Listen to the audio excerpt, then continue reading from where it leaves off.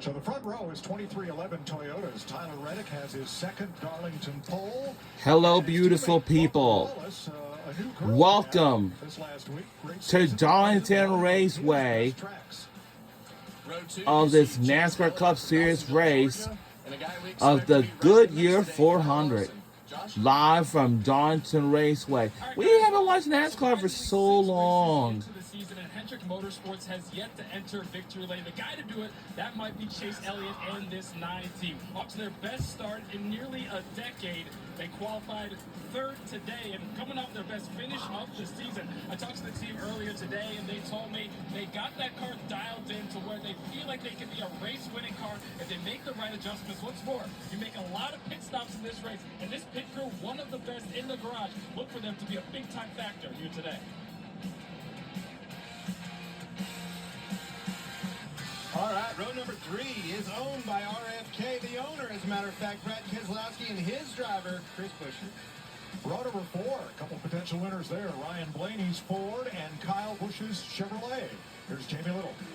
Ryan Blaney has been the most consistent Ford week in and week out. And talking to this team, they're hopeful they'll keep that streak alive. This same rules package we've been talking about today ran 2 weeks ago at Phoenix. Well, the winner of that race was Ryan Blaney. And yesterday in practice, they had to make a lot of changes to get him comfortable. The task at hand today is going to be big. Watch for lots of adjustments all day long. All right, continuing with our Goodyear starting grid, row 5, Denny Hamlin, last week's winner and a 5-time Darlington winner, and Austin Dillon, who started top 10 here the last 2 trips. The rest of our lineup will be on the pylon. Let's skip all the way down to row 12. That's where we'll find Chase Briscoe. Here's Regan Smith. Well, Mike, it's been an interesting start to the season for Chase Briscoe. Tons of speed, good execution, the terrible luck early on. Well, last week they had that same speed. Unfortunately, the execution was not there. Cost them what could have been a really solid result somewhere inside the top 5. That execution problem continued yesterday. Qualifying struggles through turn 1, relegated him to a 23rd place starting position. But if there's a track this team knows they can dig out of the hole, it's right here at Darlington. Chase Briscoe won the past 2 Southern 500s in the fall here and led 309 laps last time that we were here. They feel good about what they got today. Thanks, Regan. All right, more horsepower, less downforce. Our crew chief, Larry McReynolds, breaks it all down for you. Well, Mike, you have hit it hard. Race number 6 of the season. This is the 3rd race we'll be running this low downforce, more horsepower package, but it's the biggest oval we'll be on with it this year. So let's go to our Toyota Camry cutaway car, and I'm going to show you some of the elements that are involved. Let's start under the hood. The tapered spacer with engine horsepower. Last year here at Darlington, 670 horsepower, but look at today, the size of those holes. Today, 750 horsepower. Now let's go to the rear of the race car and let's look at a couple elements back there. Let's start with the rear spoiler that's on the back of the deck lid. Last year here, 4-inch tall rear spoiler. Today, 1 inch shorter, only 3 inches tall.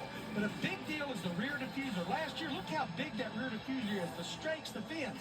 But today, a simple rear diffuser, much smaller, fewer strakes and fins. Now, there's less downforce in the front as well, but the effect of horsepower and rear downforce, 80 more horsepower, 400 pounds less rear downforce, that's a 40% reduction. Guys, drivers have always had their hands full at Darlington. This takes it to a whole new level. Well, you're exactly right, Larry, and with that more horsepower, that's great. But the thing that is really good about what we're going to see today is less rear downforce. And at Darlington, that creates a complete handful for the drivers that they had with all the downforce, Clint. What you're trying to say, buddy, is we're in for a treat, folks. This is going to be awesome. When Darrell Waltrip retired as a driver, he was 3rd on NASCAR's all-time win list. He won the Southern 500 driving his own car here in 1992. And for 15 years, we sent him into all kinds of crazy places as he and Larry Mack and I called the races for Fox, and then another 4 years with Jeff Gordon. Thanks for making the trip up to the booth and joining us. Well, it's good to be here. You know, It's Darrell Waltrip. I look at this racetrack and I think, how did I ever win 5 races here? But it's a tough track. It really is. And of course today with the package they have to run, it's going to be even tougher. So we'll see. You and Stevie doing well? Glad to see you both here. Oh no, we're both here. We came this morning and we've been over to the tent, hanging out with all the old drivers, older drivers, and some of the younger ones. And you know what I like about this track? You don't race the track. You race the cars. You race the cars. If you race the track, you'll wreck. Ooh. And you don't want to do that. Well, Wrecking's bad. I did a lot, DW. All right, I got pretty good at it. as we did for 19 years on Fox, would you do us the honor of getting this going? Oh, I'd love to. I'd be more than happy to.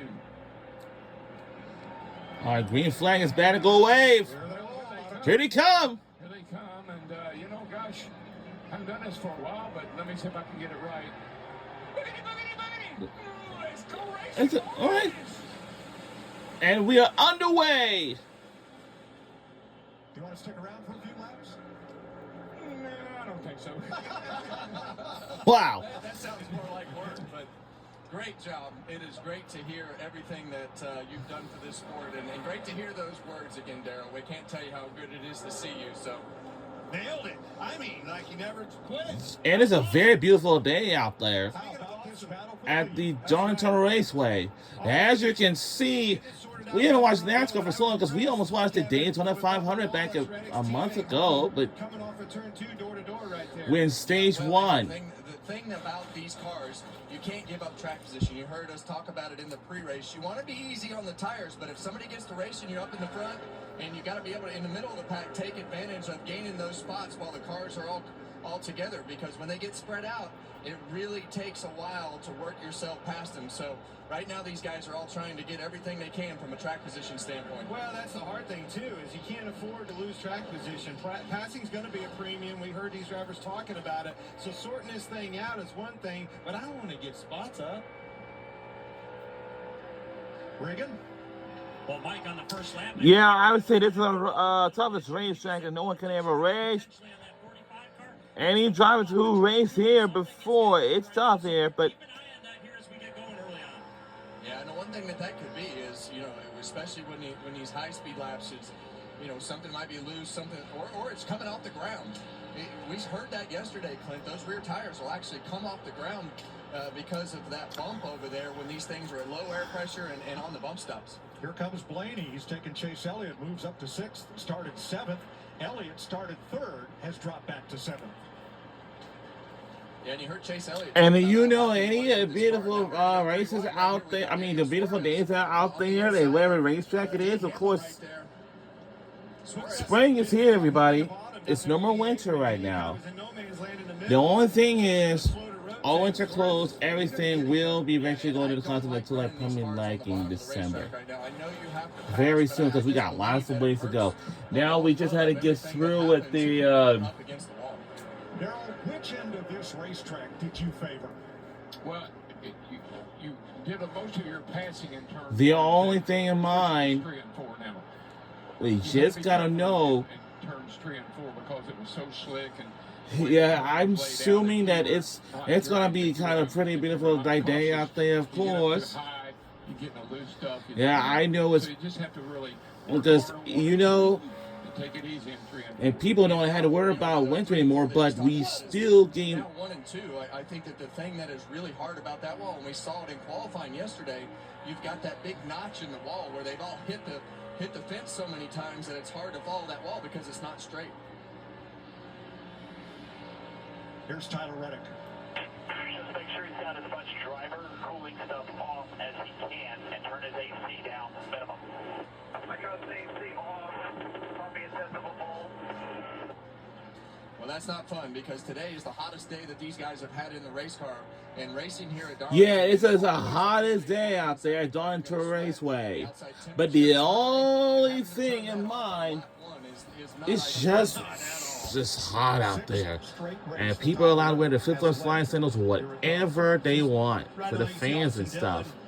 Great start to the weekend for RCR. Both cars, him and his teammate Kyle Busch, qualifying well. It's good to see those guys running. Yesterday, Ryan Priest said, the front of my car is behaving like the back should, and the back is behaving like the front should. I saw him before the drivers' meeting. And number 20, well, number 5, whatever his last name, well, Reddick is in first place, by the way, and it was definitely a handful yesterday, and he was pretty adamant that he needed to do something different, and he just touched that apron right there, and since they've repaved turn 2 over there, that apron is not as friendly as it used to be. The transition is much sharper, and in these cars, it'll actually grab the splitter, and it'll really unload that car. And look, when he moved up, Byron, all that got in the wall off it too. Very narrow racing quarters. They're actually off the racetrack. It's so narrow over there in 2. Coming to 10 laps complete, Tyler Reddick has led the ball. 10 laps complete, and we're in stage 1.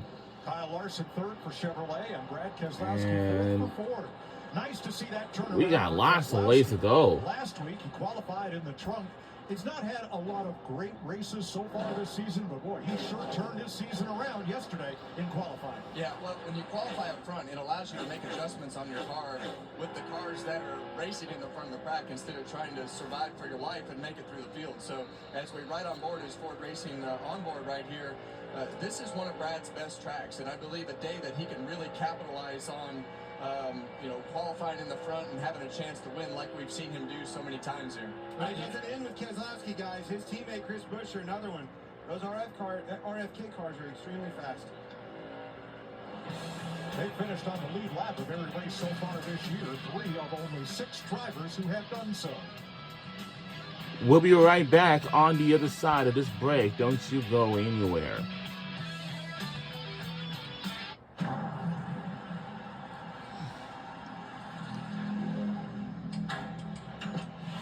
But let's take a quick look at the message right here.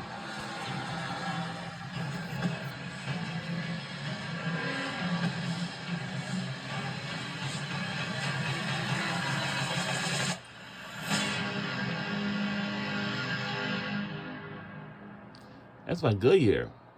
And it's by Toyota. The car brand. But it's like for racing too. Whatever cars are like new, like present from other years ago, from decades ago until present, it changes and changes. And people don't like to change. I mean, they don't like to change.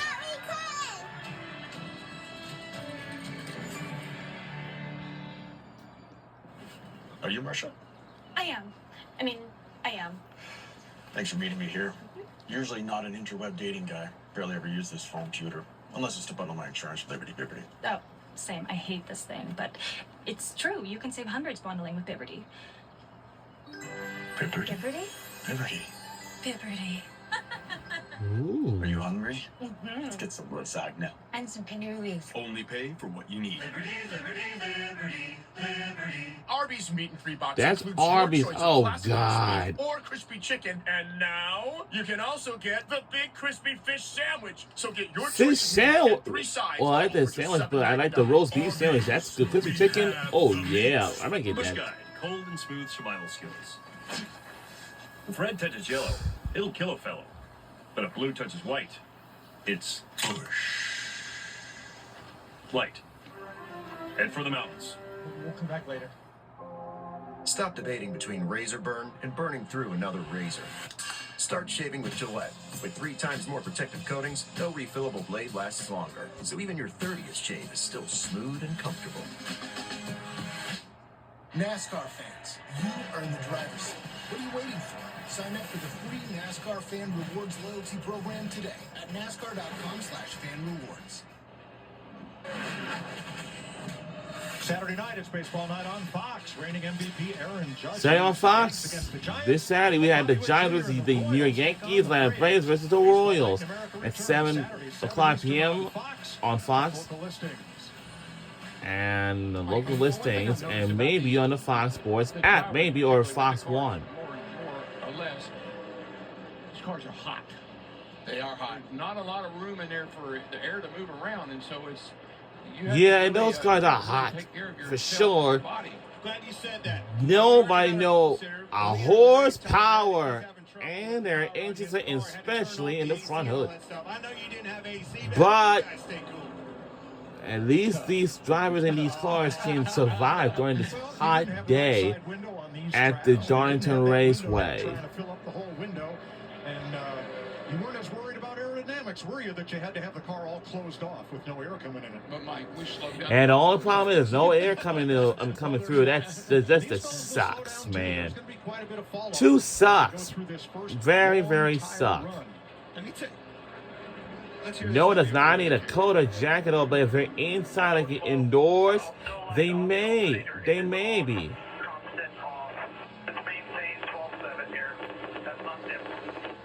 Okay, very good, very good. All right, 12.7 volts. That's pretty enough. Good. Yeah, well, I think that's okay for a while, and I think that these batteries will last for a while with everything off. But they caught it. They caught it early. Luckily, it's 100 miles less than the Southern 500, but that's a long ways to go without having something happen as far as lowering the volts. So Tyler Reddick has led from the drop of the green flag. Dave Marcus waved the green flag today. A lot of the NASCAR alumni, past champions and stars are here. Mike, I'm here. Okay.